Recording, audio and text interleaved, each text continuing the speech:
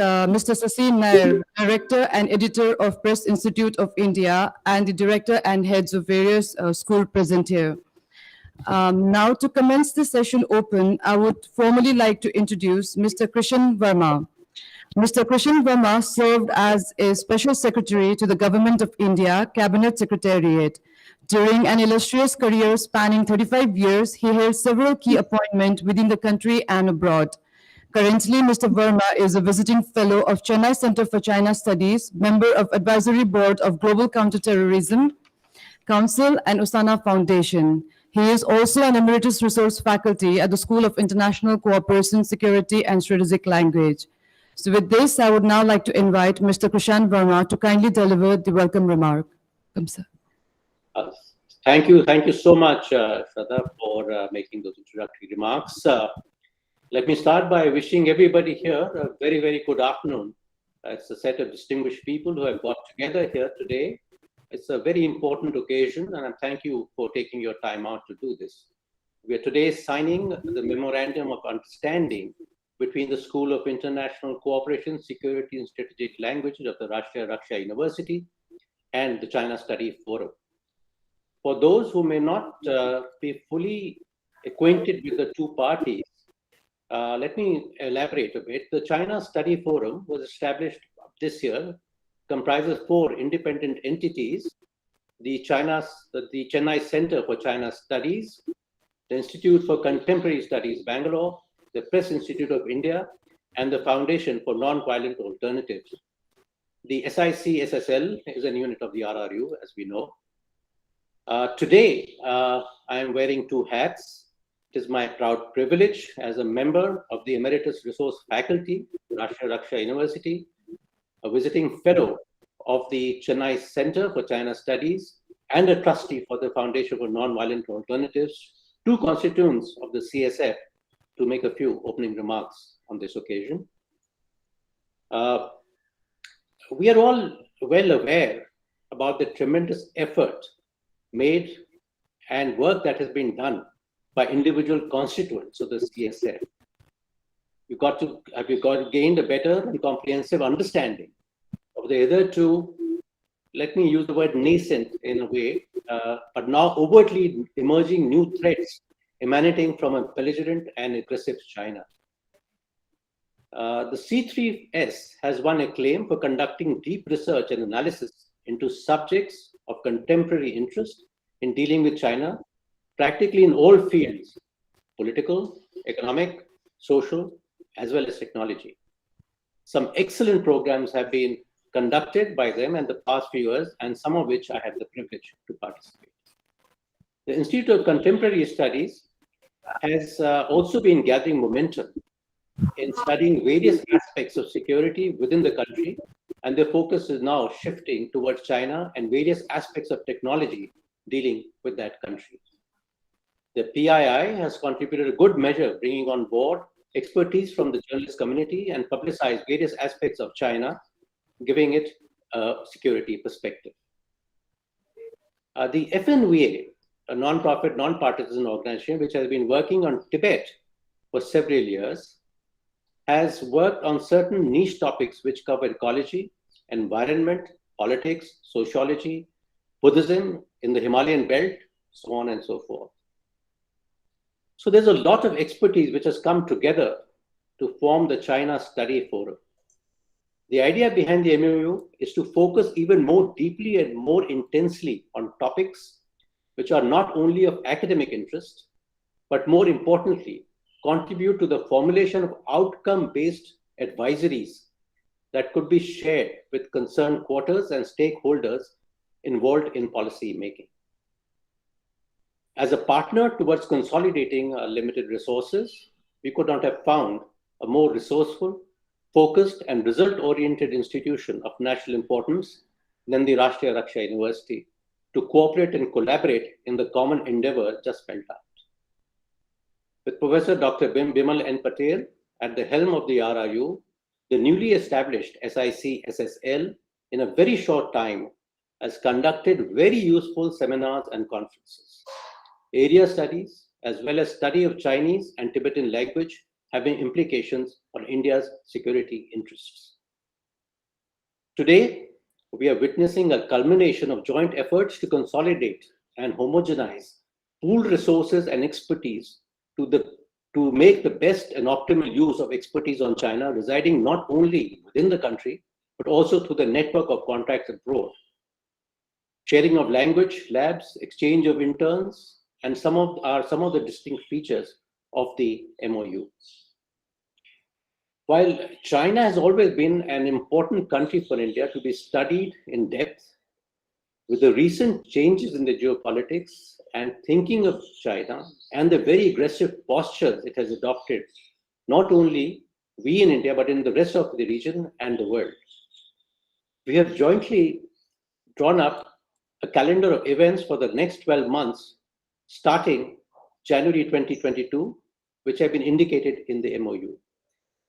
It is proposed to move forward in this manner over the next 3 years during the currency of the MOU, with the flexibility to alter or change the scope of the collaboration anytime. This is coming out of a thinking that we need to coalesce and consolidate efforts by think tanks, which are either small or medium sized, come together, and rather than working in silos and often duplicating and replicating what each other was doing, to bring about combined efforts to study subjects carefully selected through mutual consultation. With this few remarks, I would also like to personally welcome Ambassador Sujan Shenoy, who has spent time. I know he's in between appointments, to spend some time with us and actually elaborate on the importance of this consolidation and the collaboration cooperation which think tanks are working on China are looking at. Thank you very much, and over to, if Mr. BC is here, then perhaps he could take it. Otherwise, John, I would imagine you would be taking up the next part of this program. Thank you. Thank you so much, sir. There has been a slight change in schedule because there is an emergency that has come up, and then VC has asked soon to move to another. We'll just carry on with the signing of MOU now. Okay. So I would like to invite Dr. L. Venkateswaran, Director, School of International Cooperation, Security and Strategic Language, and Global Fellow, Asia Program, Woodrow Wilson Center for International Scholar, Washington, D.C., and Commodore R.S. Vasan, Director General of Chennai Center for China Study, with a distinguished career spanning over 34 years in the Indian Navy and Indian Coast Guard, to initiate the Memorandum of Understanding. Sir.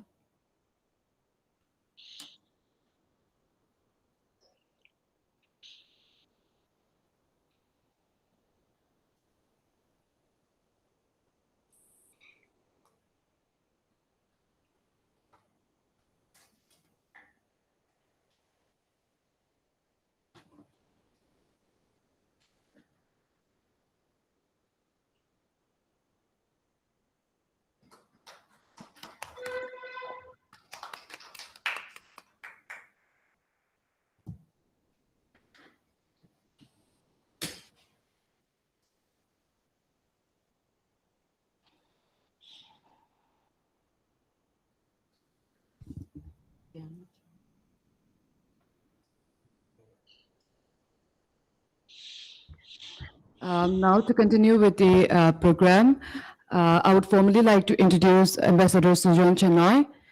Ambassador Sujan Shenoy is the Director General of Manohar Parrikar Institute for Defense Studies and Analysis, New Delhi. A career diplomat from 1981 to 2018, he was India's ambassador to Japan and Mexico. A specialist on China with 2 decades of hand-on experience, he headed the Indian expert group dealing with the boundary dispute and confidence-building measure. He has rich experience in dealing with security challenges in India's extended neighborhood, terrorism and extremism, Indo-Pacific and maritime security. So with this very brief introduction, I would now like to invite Ambassador Sujan Shenoy to deliver the special address. Welcome, sir. Thank you very much. Can you hear me? Thank you.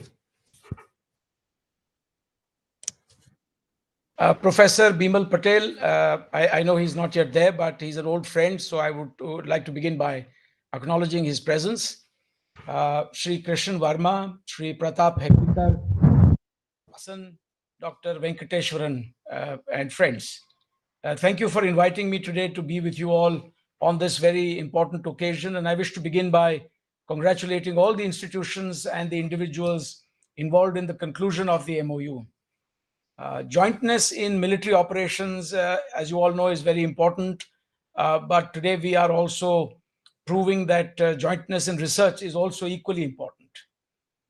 The creation of the China Studies Forum is by itself an achievement. Congratulations. It brings together the Chennai Center for China Studies, the Institute of Contemporary Studies in Bangalore, and the Press Institute of India. I know all the principals leading these entities personally, and I'm absolutely confident that their rich experience on China and the region at large will benefit the research community in India. The establishment of the Rashtriya Raksha University last year was a very timely and, I dare say, a very ambitious step taken by the government of India. It also seeks to bring together expertise on a vast range of issues.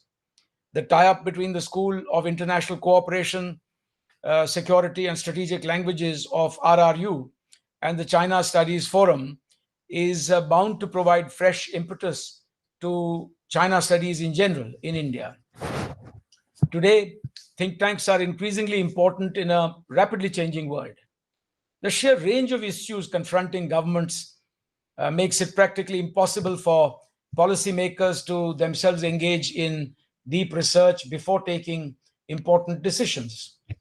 From the rise of COVID-19 pandemic to climate change, to trade negotiations, to 5G, artificial intelligence and technology, to intractable territorial issues, to socio-economic development, all these require policymakers to take well-considered decisions based on reliable information, timely and accurate assessments, and recommendations that have been carefully weighed in terms of pros and cons. Think tanks like yours and mine can backstop policymakers from the sidelines. They can float ideas and trial balloons, even on sensitive issues and areas where governments find it inconvenient or difficult to tread. We today live in a galloping information age, which has created a level playing field in terms of access to information. Search engines like Google can bring vast amounts of the latest information onto one's computer screens in seconds. Earlier, researchers had to struggle. They had to struggle to obtain information in the public domain. Today, the mass media and online platforms offer a huge array of choices for accessing and developing raw information into more meaningful packets of information. But one has to be mindful of false news as well. Gone are the days when China watchers waited for their copies of the Xinhua news bulletins or the Hongqi or the Qiushi to analyze the inner workings of the Communist Party of China and its internal and external policies. Today, there is so much material on China available in the public domain through online platforms. And might I add here that Google translators have put our language expertise out of business. Such translations are also improving, by the way, as machine learning progresses over time. I sincerely hope that the MOU that has just been concluded will provide a fillip to the study of Chinese, Japanese, Korean, and other languages. In India, a big shortcoming is the fact that research is carried out in the English language, predominantly in the English language, with English sources, which are inevitably driven by the Western media. In the study of China, for instance, there is, in my view, a need to conduct research through original Chinese language material. And this may not be easy. For that, we will have to develop language resources in India. But I believe that it is very important equally to publish in India, not only in English, but also in Hindi and regional languages in order to educate the people of India about China and much else. Today, the pandemic has created fresh opportunities for think tanks in India to interact more closely with one another at zero cost on travel and such other incidentals. It has also pushed think tanks to connect more with others around the world for exchanges on China studies as well as other topics. Over the last few decades, the number of think tanks in India has grown exponentially. It has become much easier for both individuals as well as groups to come together to register as societies under the Societies Act. But one needs to be careful. One needs to make a distinction between think tanks that have proper infrastructure and full-time research cadre and those that lack these. The point I wish to make here is that not all think tanks are fully developed institutions with a distinct identity of their own, but they do have rich human resources and very good leadership. And those that lack such infrastructure and dedicated staff should make every effort to secure more resources to expand their capacities. And we, on our part, should do everything possible to assist them in that endeavor. Not all think tanks are necessarily focused on agenda at the national or international level, or on international relations, or on defense and security. There are many think tanks in civil society looking at indices of social and economic development, on agriculture and related issues, whether domestic or that of other countries like China. This, I believe, is most welcome. In India, the first of the think tanks sprang up in the socio-economic space, and this was logical because as a colony, there was not much independent thinking that was allowed to be done by think tanks on issues such as defense, security, and international relations. Even in institutions such as the United Service Institution of India, the USI, our neighbor here in Delhi, which was set up in 1870 in Shimla, was but an extension, in my view, at that point of time, of British colonial military presence and policy. It was only around the time of the Second World War, and particularly after India achieved independence, that institutions such as the Indian Council of World Affairs, ICWA, which is through an act of parliament now dealt directly by the Ministry of External Affairs, they came into their own. Independent India had to think on its own and fend for itself on the international stage, with think tanks helping to shape policy discourse. My own institute, the Manohar Parrikar Institute for Defense Studies and Analyses, for example, was set up in 1965 as a result of the experience of the 1962 war with China and the challenges that decision makers had faced on the trot, handling complex issues during the 1965 war with Pakistan. Deeper analysis and the development of well-considered options and positions make for better choices, and that's quite obvious. Deep research helps in the aftermath of events too, as we have discovered after the 1962 debacle and Kargil, in order to make improvements. Today, there are several think tanks in India in the government and private space. IDSA, my institute, is government funded, yet completely autonomous as a society. It is funded by the Ministry of Defense, yet conducts research and projects for other departments as well. In fact, the mandate includes outreach to the state governments, universities, other think tanks, and the people at large. Think tanks in the private space, which receive funding from industry bodies, private entrepreneurs, or media houses, similarly, must maintain their autonomy and independence in order to ensure the integrity of their research output. The real identity and recognition of research institutions comes not from physical infrastructure, but from human resources.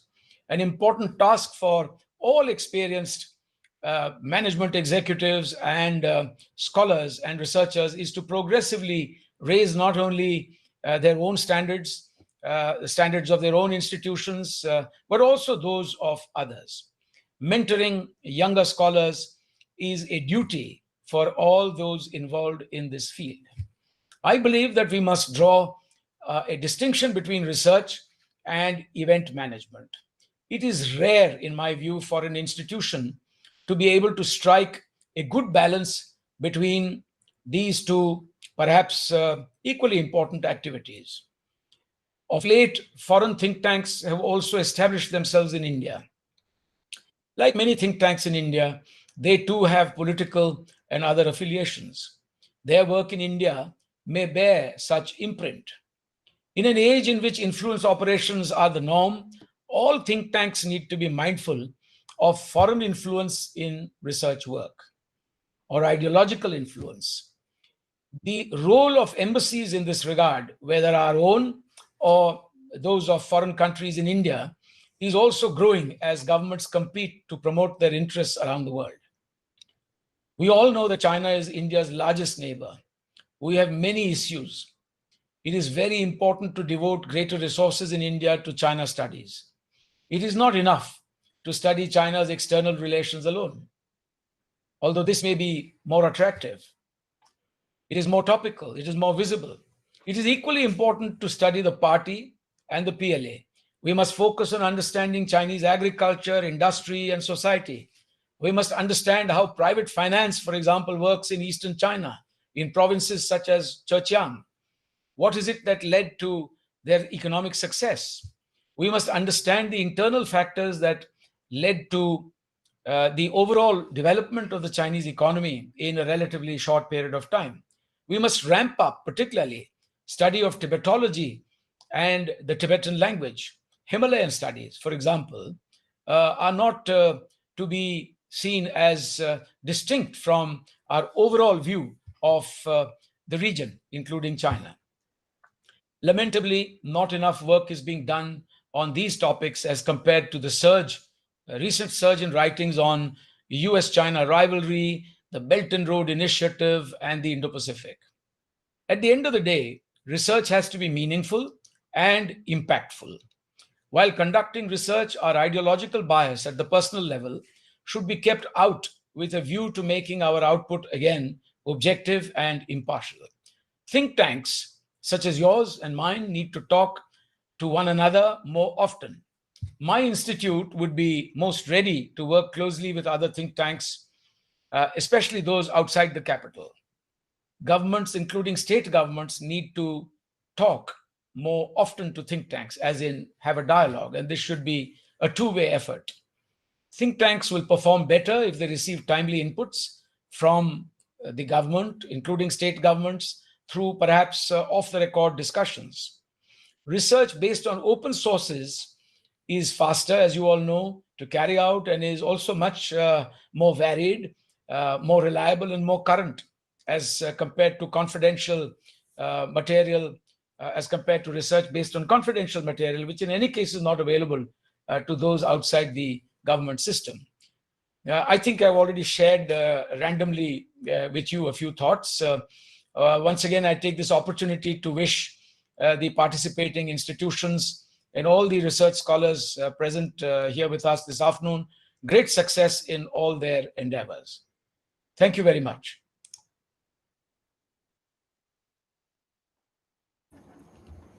Thank you, sir, for your very insightful analysis. Now, to proceed with the program, I would formally like to introduce Professor Dr. Bimal N. Patel.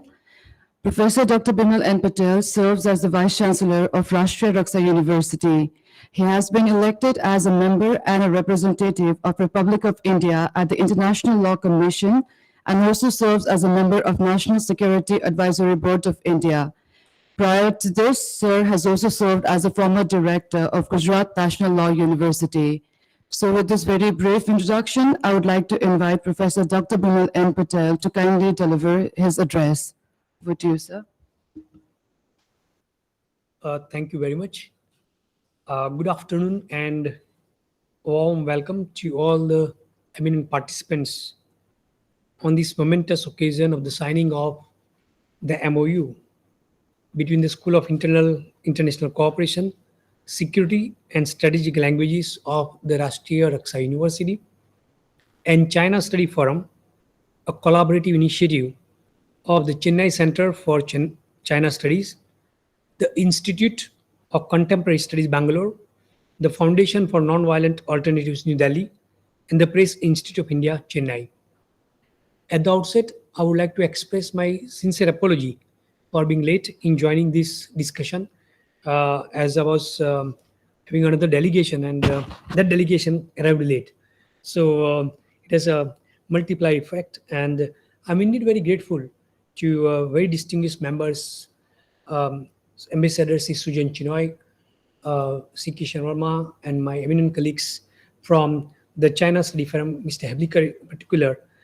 Um, the Rashtriya Raksa University has emerged and is emerging as a global address for security education.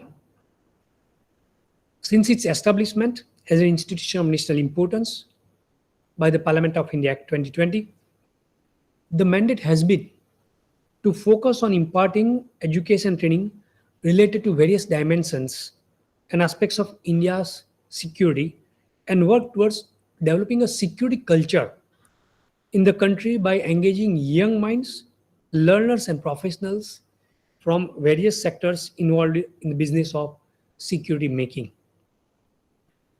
We are facilitating these through well-established schools, and 10 of them dealing with critical aspects of security management. We are aiming to provide an academic research training ecosystem for researchers, national security professionals, armed forces personnel with a focus on contemporary and emerging security challenges from multidisciplinary as well as interdisciplinary perspective. The university, though it is very new, contributes and would like to contribute to the vision of India for a peaceful, prosperous, and stable world order in cooperation with like-minded institutions in India and globally. And this particular collaboration between RRU and China Study Forum is one such initiative in the pursuit of achieving our vision for the nation. The School of International Cooperation, Security and Strategic Languages is one of the prominent schools of the university, and it is one of its kind, offering a learning platform that brings together India's worldview.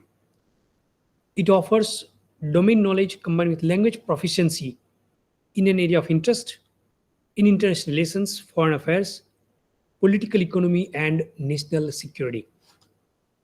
The school also offers various programs aimed at providing in-depth knowledge of strategic languages, foreign policy matters, and issues related to external and internal security. Under our language program, taught by native speakers, the school is further facilitating skill acquisition of in-service personnel along with other key stakeholders. And as my colleague, Dr. Venkateswaran, would have mentioned to you, as we speak, 17 armed forces personnel as well as police people are undergoing training for 1-year diploma in Mandarin language taught by native language speakers. And I'm indeed very grateful to my colleagues from Taiwan and from Tibet for joining this initiative in contributing the vision of the university. Why studying China has become critical. The current international order, as we all know, is going through a churn, and the rise of China, without a doubt, is one of the biggest factors. India's relations with China appears to be going under roller coaster road. Any country's pursuit of regaining the positions can challenge the existing world order. As much as we have all gone through number of ambitious countries aspiring to become hegemonic in their outlook at the cost of pursuit of peaceful policy of other countries such as India. It might be possible that some of the countries might be preparing the strategies and plans which may have intended and unintended consequences, not only for the countries themselves, but also for the international order based on rule of law. We all are aware certain concerns coming from China.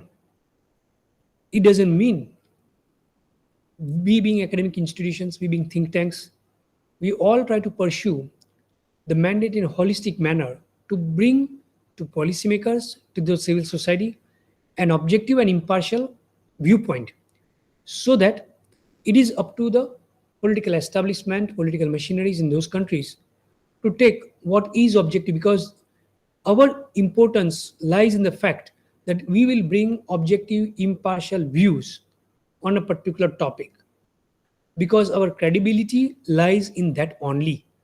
And therefore, as Ambassador Sujan Chune very nicely articulated, in order to retain the credibility, in order to make sure that we are the voice, not only for the country, but also beyond.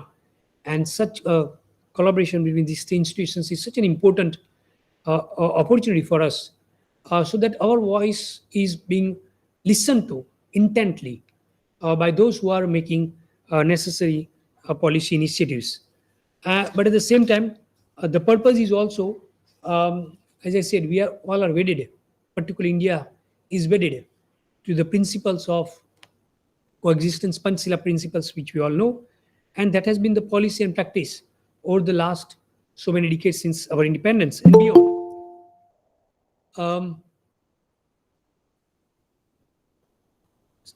We can also see that some of the countries' growth with China's in economic and technological domains and its ever-growing energy comment also needs to be studied closely to understand regional and global aims. Are we misplaced to say? Because as I argued in my second PhD thesis as well, India in 2050 will be seeking kind of similar role. So the whole, if we look at David Kennedy's rise and fall of great powers, all the great powers undergo this kind of wave of cyclical waves of ambitions and aspirations. India is no exception, China is no exception, US is no exception. But at the same time, we as an academic institutions, we are wedded to the principles of rule-based international order based on rule of law. And therefore, we have to bring this critical input to the global community, political community as well. But relevance of this collaboration is very important. As we all know, China works in a coordinated and systemic manner. It will be critical to adopt a whole of, if we all believe, government approach. What do we mean by government approach? We are not a government institution per se. I'm talking, but at the same time, whole of government, so that Indian state practice, and Indian state practice doesn't necessarily mean government only. It also means how the academia and think tanks interact and have approaches or positions or views on particular aspect of China. And therefore, the increasing coordination between the decision makers, academia, and research and media communities will be playing a very important role. In the light of these developments, the school, to a large extent, manage to reflect the aforementioned issue areas in its syllabus design. China in its studies have been directly or indirectly reflected across all the papers and semesters, with the imparting of Mandarin language forming an important component. Further, it is also important to emphasize that syllabus has been designed by like-minded personalities with the right mix of academicians and practitioners to provide a wide spectrum in understanding the broader subject of international relations.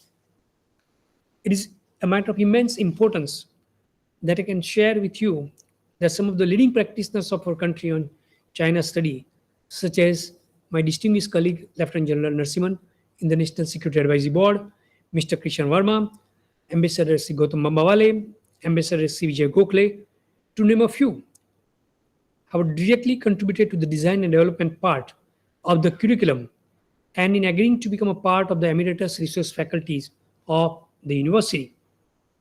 Therefore, the signing of this MOU is a significant importance to us. CSF comprising of the China Center for China Studies, Chennai Center for China Studies, the Institute of Contemporary Studies Bangalore, the Foundation for Nonviolent Alternatives, and the Press Institute of India focus on issues related to India's security, foreign policy, and coming up with policy recommendations. As the mandate of the school, as well as CSF aligns to develop and broaden the study of China by identifying, analyzing, and addressing its core issues with a focus on matters pertaining to India's national security interests.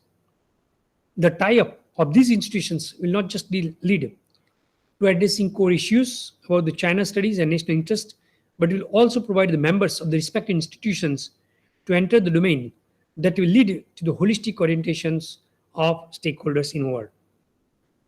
Moving forward, collaboration between these institutions can be further extended by facilitating internships, exchange programs, and conducting joint workshop seminars that can lead to a deeper understanding of the mandate of the respective institutions, therefore building platforms for prospective collaboration in other areas too.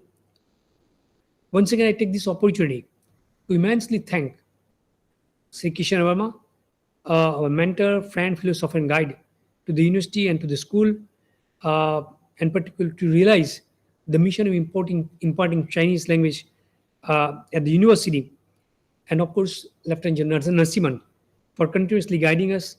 I'm extremely grateful to distinguished Ambassador Sri Chinoy for bringing the vast experience across 4 decades, and we look forward collaboration with the Institute of Defense and Strategic Analysis, and also the guidance and mentorship of Ambassador Sri Chinoy, not only to the university but also this joint forum. I wish this dynamic partnership all success, and as I've been telling Sri Kishan Vermaji, that there will be full support to this initiative from the university. Thank you. Jai Hind. Thank you, sir.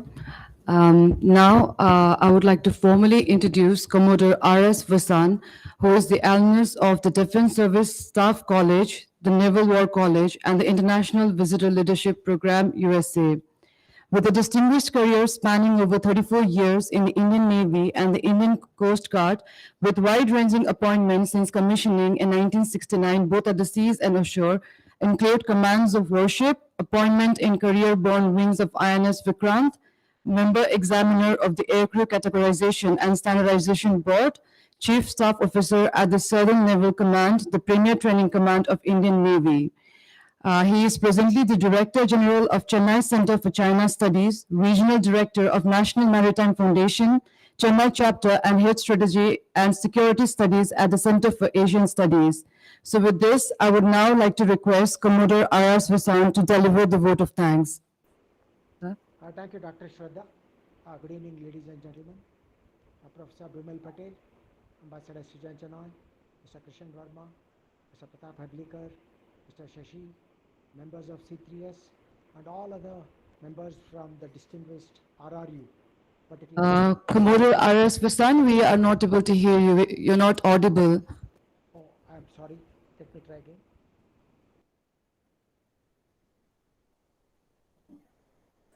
Can you hear me now? Yes, sir. Thank you. Hello? Yes, sir. You're audible.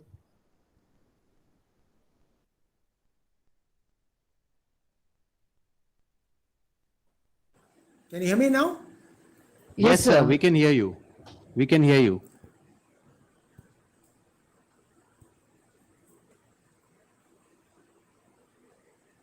Please go ahead, sir. We can hear you.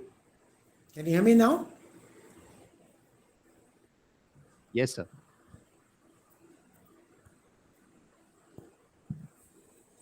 Hello?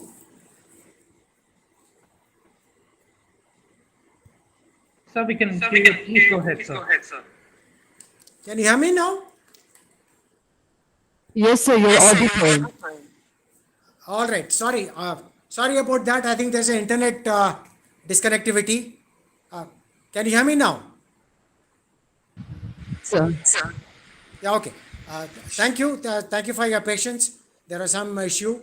First of all, good evening, ladies and gentlemen. And thank you so much for all of you to take this time and come here. Professor Bimal Patel, Ambassador Srijan Chanoy, Mr. Krishan Verma, Mr. Shashi Nair, Mr. Pratap Hadlikar, all the members of RRU, particularly SIC, SSL, and also the members of ICSB. It's a great pleasure and honor for me to have participated in this signing of the MOU ceremony with the distinguished institute of RRU, solely of course represented for us by SIC, SSL. And I'm very grateful that we had the opportunity today to bring together an initiative that we took last year. Now this was mainly related to the Chennai Center for China Studies, the ICSB, the RRU, a member at that time, Dr. Bimal Patel, participated in some of our events, ICSB and PII, who we worked last year intensely on understanding China. It is the series of those efforts that culminated in our heads being put together to decide on the Chennai Studies Forum. So I'm very happy that the efforts of last 1 year have borne fruit, and thanks to Dr. Krishan Verma and also the efforts of Dr. Venkateshwaran, we are able to find a bridge that connects Delhi with the southern states. In fact, coincidentally, all the three organizations here, namely the C3S, the ICSB and the PII, are all in southern states here. And it is Mr. Krishan Verma, who's located in Delhi, who's also part of the RRU, who will provide the necessary linkages to work with RRU to take our initiative of trying to understand China much better. From that point of view, all the points that were made by Ambassador Sujan Chennai, who I have known very closely. In fact, he also has participated in some of our programs here in Chennai. So I think the points that he made are extremely valid for us. And these related to establishing a proper research facility by synergizing the efforts. Individually, we may not have all the complete infrastructure or the research resources of bigger think tanks in Delhi, but together we are able to meet those challenges by addressing this, by coordinating and collaborating with like-minded people in the capital. So we already have seen the template that's working, which we tried out last year, where we worked on maritime security, on cyber security, on even the RRE event which was there, which has been well received. So we know what to do in terms of bringing together the best minds of the country and even abroad.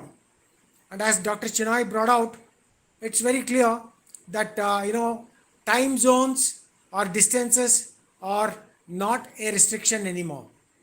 In fact, the entire web series that we conducted last year during the pandemic was all done on a virtual platform, and we are definitely able to optimize on the availability of resource persons across time zones.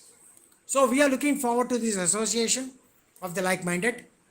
China, we have no doubts, we will continue to remain focused in this century, not just this decade, but the entire century, because of the dynamics that are in the Indo-Pacific region and also the factors that impinge in the Indian Ocean region because of what China does anywhere else in the world. Whether it's the BRI, whether it's the Indo-Pacific, or whether it is Tibet, or whether it's Xinjiang. So, anything that it does has a bearing on what happens to the rest of the world. As we have always said, when China sneezes, perhaps the rest of the world catches cold. So there are multiple dimensions of what we need to do in terms of trying to understand better, so that India in the community of nations is established, is in a position to shape its courses, and by working with the like-minded people, identify what needs to be done in the next 1 year. Therefore, we already decided that the partnering institutions here will all have an individual vertical to work on, so that we know that 4-5 organizations are identifying in a core area in which we need to work and have a calendar that will take us to the next year and beyond, so that we know and consolidate the way we work. So from that point of view, I'd like to place on record my grateful thanks to RRU and to the other partnering agencies here today, the institutions who come forward to open a new chapter in the way think tanks can come together to ensure that we contribute to the national cause. Thank you all for being here today. I know it's been a tough day for a lot of us. We've had a couple of events ourselves, and so we're moving from event to event. So we are quite understand. But I'm so happy that there were so many here today to witness this historic moment of 4 think tanks led by RRU, in the driving seat, to work together and give us a sense of direction in how we want to progress in bringing about changes in understanding China. So the point that was made by Ambassador Chennai also about the languages is an important one. In Chennai Center for China Studies itself, we already conducted 3 Mandarin courses and we are on to the 4th one. And we are now ready to collaborate with RRU for synergizing on the issue of teaching Mandarin and also for undertaking some of the translation work because we do have some experts. The biggest strength of Chennai Center for China Studies comes from the expertise of our members. Now, all the 30 members we have are former ambassadors, bureaucrats, professors, businessmen, former defense officials. And it is their experience and expertise which gives us this phenomenal advantage over other think tanks. Because all these 30 members who are with us contribute voluntarily, pro bono, without any expectation. Therefore, we find our results have been very encouraging. In fact, last 4 years, we have been ahead of many think tanks located even in Delhi with much more resource capital and infrastructure. We are ahead of them in the ranking undertaken by TTCSP. And therefore, we find that it's an opportune moment for, putting all these expertise and experience of people from these 5 organizations together so that we know what to do in the coming years to be able to understand China, because that is the plank on which we decided to come together, the China Studies Forum. So I would like to wish all the institutions who have come here all the very best in our efforts.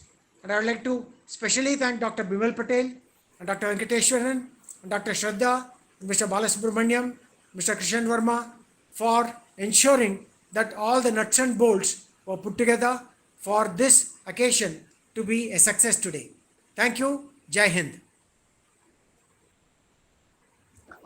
Thank you, sir. So with this vote of thanks, we conclude this session.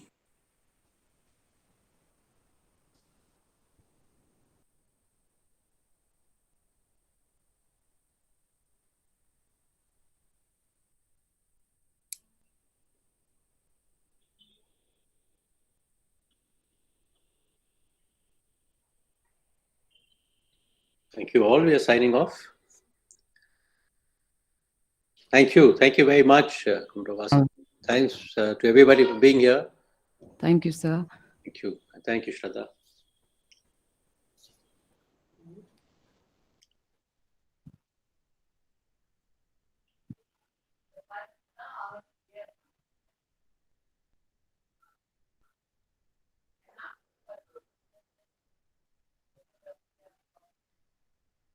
Best wishes for the China study group now.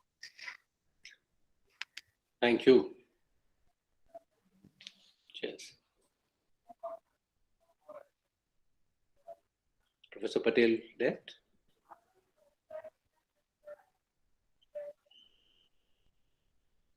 Shraddha, are you there?